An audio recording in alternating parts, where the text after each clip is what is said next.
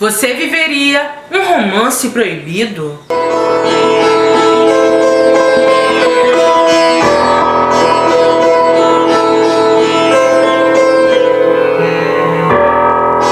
Conheçam Amandeep Atwal. Ela era uma menina de 15 anos, de origem indiana, que morava com seus pais e seus irmãos em Kitmet, uma pequena cidade no Canadá. Seus pais já viviam no Canadá há mais de 25 anos e o pai dela, Rajinder, trabalhava em uma das maiores fábricas da cidade. Ele era conhecido por ser um homem calado e introvertido, e apesar de morar há tantos anos no país, seus pais ainda seguiam rigidamente as tradições, crenças e costumes de sua cultura, assim como Amandeep e seus irmãos. Eles participavam da comunidade Sikh e dentro dessa comunidade eles frequentavam os cultos, faziam todos os rituais que sua cultura pede. Amandeep era chamada carinhosamente de Amin por seus amigos. Ela amava a cultura ocidental, mas ela também respeitava muito sua cultura indiana. Diferente de seu pai, ela era conhecida por ser muito extrovertida e ter um sorriso encantador. Ela era uma menina muito alegre, estudiosa, tirava sempre as melhores notas do colégio. Seus pais sempre a instruíram a ter as melhores notas para entrar na faculdade, ter um bom emprego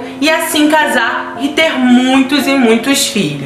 Fora que, como ela era mulher, ela tinha que se casar com um homem que seus pais escolhessem, e esse homem deveria ser da mesma etnia e seguir as mesmas tradições. Mas obviamente a Amin não gostava nada disso. Ela sempre foi uma menina muito responsável, começou a trabalhar desde cedo e ela era garçonete em um determinado restaurante da região. Em 2001, as aulas se iniciaram no Mount Elizabeth College e ela estava muito ansiosa para reencontrar suas melhores amigas, Diane e Andrea. Elas estão muito animadas, colocam todo o papo em dia e entre uma aula e outra, a Amin nota um menino em sua sala. O nome dele era Todd McIsaac. Ele era um menino meio problemático, tinha um certo problema com suas notas, mas parecia ser um cara bem legal. Ele chamou muita atenção dela e de pouco em pouco eles começaram a conversar e ficaram cada vez mais íntimos. Assim como a Amin, Todd ficou muito interessado nela e ele começou a frequentar o restaurante que ela trabalhava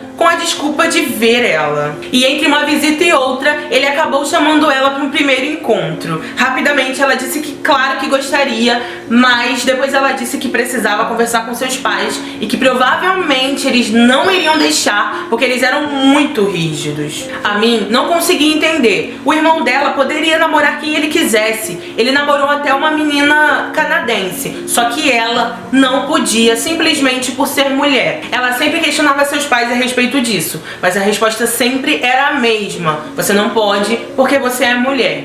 Você não pode porque nós temos que escolher quem vai ser o seu marido. Mas, apesar de tudo, a Amin conseguiu despistar os seus pais. Ela disse pra eles que encontraria suas amigas, mas foi até o encontro de Todd. E depois desse encontro, eles começaram um relacionamento sério. Ele a pediu em namoro e ela aceitou, porém com uma condição: esse namoro teria que ser às escondidas. O pai de Amin jamais poderia descobrir. Amin estava cada vez mais apaixonada por Todd. Com ele, ela conheceu coisas que jamais imaginou, mas ela tinha que constantemente esconder cartas ou qualquer presente que ele dava a ela. Ela tinha que arrumar formas de se encontrar com ele. Então, ele quase sempre ia ao restaurante que ela trabalhava. Ou, como o pai de Todd amava a Amin e o fato dela ter trago muita alegria para a vida de seu filho, Dan, o pai de Todd, sempre deixava eles se encontrarem às escondidas na casa dele. E ela, por muitas vezes, chegava a passar a noite lá. Ela dizia para seus pais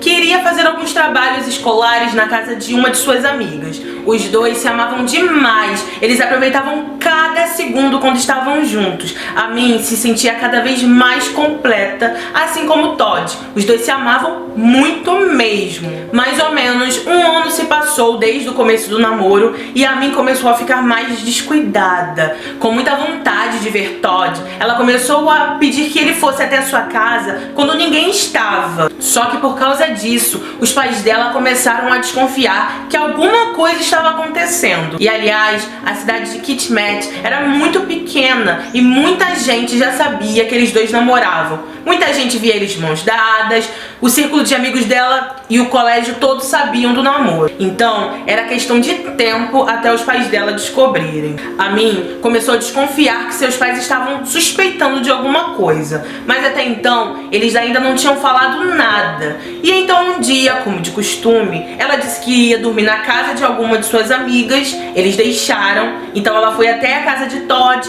Ela estava lá com ele, conversando, se divertindo, e alguém bateu na porta. E quando ela ouviu, era a voz de seu pai, perguntando a Dan onde estava sua filha.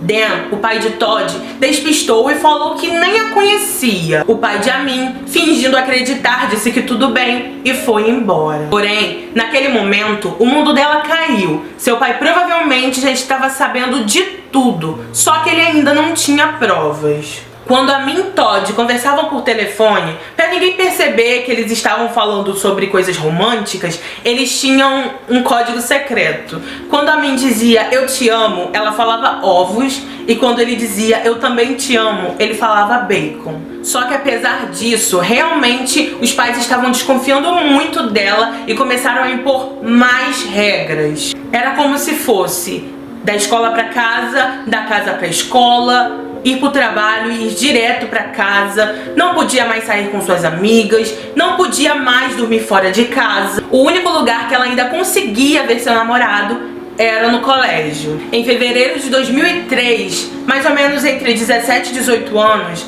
a Min acabou descobrindo que seu pai colocou a casa deles à venda e estava pensando em se mudar para Vancouver, onde outros familiares indianos moravam. Os meses iam se passando e a Min e Todd estavam desesperados, eles queriam ficar um tempo juntos. Então, eles começaram a matar algumas aulas, eles pegavam um carro, dirigiam até uma cidade próxima e lá eles conseguiam namorar à vontade. Só que em um desses dias, e entre essas escapulidas, eles acabaram passando do horário. E aparentemente, a Min ficou muito nervosa porque ela estava com o carro do pai dela. E não se sabe como. Talvez ela estivesse dirigindo muito rápido por causa da reação que seu pai teria ao saber. Ela acabou perdendo a direção do carro e eles capotaram. Todd foi jogado do carro enquanto ele capotava. A Min, desesperada, ligou para emergência e os dois foram levados ao hospital. Ela felizmente saiu ilesa do acidente, mas Todd teve uma perfuração no pulmão e algumas costelas quebradas. Mas felizmente ele sobreviveu. Só que apesar do susto, ela ainda tinha um grande problema em suas mãos. Agora, com certeza, seus pais tinham provas de que ela estava namorando com ele. E assim aconteceu. A mãe dela, com muita raiva, a buscou no hospital e disse que seu pai estava furioso. Sua amiga Diane viu tudo o que aconteceu nesse dia. Ela foi levada para casa por sua mãe e chegando lá, ela e Rajinder tiveram uma briga feia. Ele gritou muito com ela, a xingou, disse que ela era a vergonha da família. Não se sabe se ele chegou a bater nela nesse dia. Porém, o que se sabe é que ele falou aos berros, gritando que ele preferia 1000 vezes que ela e Todd tivessem morrido nesse acidente e que estava tentando manchar o nome dele. Então, após essa briga, 3 dias se passaram e a Min, depois de bater de frente com seus pais, conseguiu ir até o hospital conversar com Todd. Ela contou tudo pra ele e disse que não tinha jeito, eles precisavam fugir. Todd, chocado com os relatos dela, disse que ele tinha alguns familiares que moravam em Prince George e que eles poderiam ir pra lá. Então, em segredo, eles começaram a planejar como seria essa fuga. Mas o que eles sabiam ao certo é que eles iriam esperar a formatura do ensino médio deles passar para poder ir embora. Enfim, o grande dia chegou. Era julho de 2003 e a Min pede que sua amiga Andrea a pegue em sua casa e a leve até a casa de Todd. Ela deixou só um bilhete para sua família explicando que ela havia fugido. A mãe dela, ao ver aquele bilhete, pega o carro e segue as duas até a casa de Todd. Chegando lá, ela começa uma briga feia com sua filha. Ela diz que ela está tentando manchar o nome da família, que ela deveria voltar para casa. No meio daquela confusão, Dan chama a polícia e eles conversam com a Min e dizem pra ela que é melhor ela conversar com seus pais. É nesse momento que eu encontro algumas controvérsias. No documentário, eles dizem que a Min vai até a casa de seus pais, conversa com eles, e ele meio que libera ela para ir viajar com o Todd. Só que em outras reportagens que eu li, se diz que a Min fugiu até Prince George e chegando lá, que seus pais meio que conversaram com ela por telefone e se acertaram. Onde as duas histórias se encontram é simplesmente o fato que realmente ela conversa com a família e que eles meio que se acertam. Só que o pai dela pede pra ela uma coisa: pra ficar tudo bem entre eles, ela precisa passar as férias em Vancouver com sua família. A Min aceita de imediato essa condição que seu pai faz a ela. E apenas 3 dias que ela tinha ido morar com Todd, o pai dela vai até Prince George, a busca e a leva até Vancouver para passar as férias com sua família. Aparentemente ela ia passar umas 2 semanas de férias lá. Só que após uma semana ela liga para Todd e diz para ele que as coisas estão muito pesadas, que toda a família tá contra ela e que ela não aguenta mais ficar ali.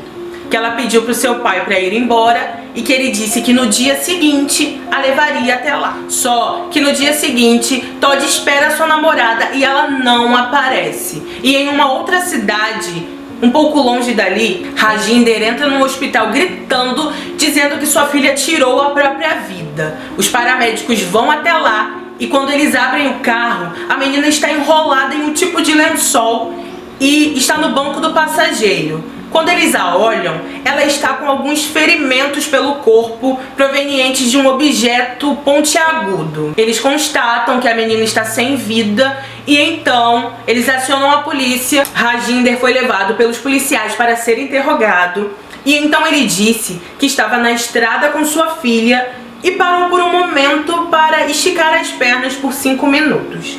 E quando ele voltou, ela estava daquela forma e que ela tinha tirado a própria vida. Quando os policiais o questionaram de onde estaria esse objeto que ela usou para se machucar, ele disse que tinha jogado em um rio próximo, que ele não aguentava ver aquilo. Uma autópsia foi feita no corpo de Amandeep e foi constatado que era impossível ela ter feito aqueles ferimentos nela mesma, porque foram 17 golpes em seu corpo e alguns deles foram causados após a sua morte. Praticamente todo o corpo dela estava machucado e no 4º golpe que ela recebeu, ela já tinha perdido sua vida e a pessoa continuou. Foi realmente um ataque de fúria. Na época, Rajinder estava com 46 anos e ele foi indiciado. No dia 4 de março de 2005, Rajinder é considerado culpado e ele pega a prisão perpétua com possibilidade de condicional após 16 anos de prisão. Ou seja, ele pega mais ou menos 16 a 17 anos de prisão. Durante o julgamento, o promotor do caso disse: você colocou o corpo dela na base do veículo e a cobriu com um cobertor. Você dirigiu por horas, passando por hospitais e delegacias de polícia antes de levá-la até um pronto-socorro. E quando chegou no hospital Lower Mainland, você disse ao pessoal do pronto-socorro que os ferimentos dela foram auto-infligidos. A família de Rajinder o acompanhou por todo o processo e uma de suas filhas falou algumas coisas aos jornalistas. Tajinder disse: vou entrar para a faculdade e vou pensar em casamento, disse ela. E na comunidade Sikh, o pai é quem dá a filha ao marido. Agora, mais do que nunca, eu preciso do meu pai. Durante o julgamento, poucas vezes ele demonstrou algum tipo de emoção.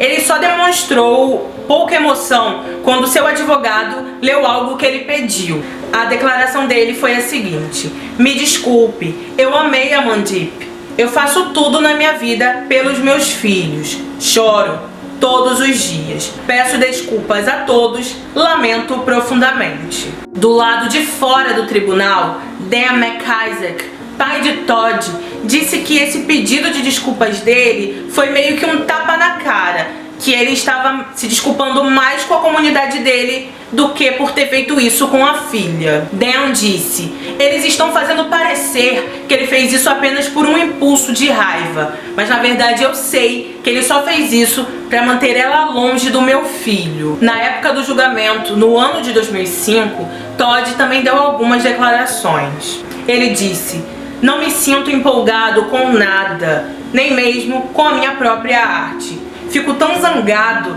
que faço buracos nas paredes e quebro coisas na minha casa. Ela me fazia completo. Em outra declaração, o pai dele disse: meu filho não está bem. Eu perdi uma filha, ele perdeu uma esposa. O meu filho não é mais o Todd. Em mais uma declaração, no ano de 2005, Todd disse que sua vida mudou completamente depois que isso tudo aconteceu e que ele sofria diariamente com pesadelos, que ele não encontrava mais alegria em seus amigos e que ele se tornou uma pessoa muito agressiva. Após essas declarações, tanto de Dan quanto de Todd, eu não encontrei mais nada sobre eles. Não encontrei fotos e nenhuma outra entrevista que eles possam ter dado a alguém. Rajinder Atwal foi elegível à liberdade condicional em dezembro de 2018. Ele tem passado a maior parte do tempo na casa da família desde que recebeu liberdade condicional.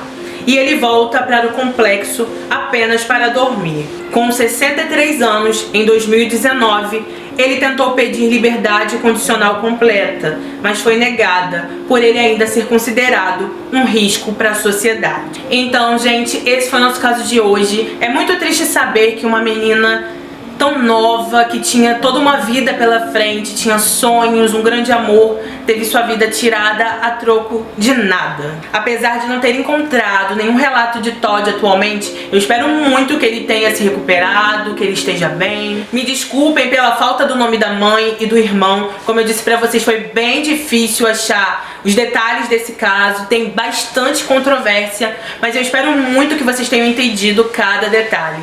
Me desculpa também por evitar dizer algumas palavras, como por exemplo dizer objeto pontiagudo. É porque o YouTube ele desmonetiza muito meus vídeos por causa do conteúdo, então eu tô tentando evitar certas palavras para que ele monetize meus vídeos e isso me ajude também. Mas se você chegou até aqui, eu te agradeço demais. Como sempre, não se esqueça de deixar o seu comentário, porque pra mim é muito importante ver a sua opinião sobre esse caso. Eu sempre tô tentando responder todo mundo à medida do possível. Não se esqueça também de se inscrever no meu canal, ativar o sininho pra você ser notificado dos próximos vídeos, deixar o seu like pra me ajudar na divulgação desse vídeo. Em breve teremos um próximo caso. Um beijo, fiquem com Deus e até o próximo vídeo. Tchau!